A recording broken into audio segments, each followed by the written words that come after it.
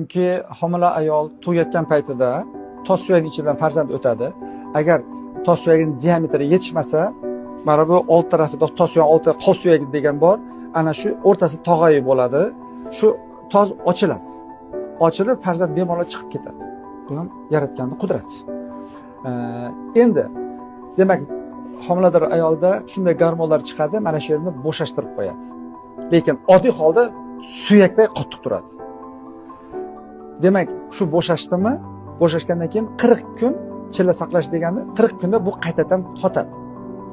Yana bir bor 40 kunlik chilla saqlashning yana bitta albatta kerak tarafi, mana buni bo'shatgan, tog'ayni bo'shatgan modda tug'ayotgan ayolning hamma bo'g'inlarini, umurtqa pog'onasini ham xilviratib qo'yadi. Shuning uchun 40 kunlarning ichida kichik chilla bor 20 kun, birinchi chillasi bu juda ham strogi, shuni saqlash kerak.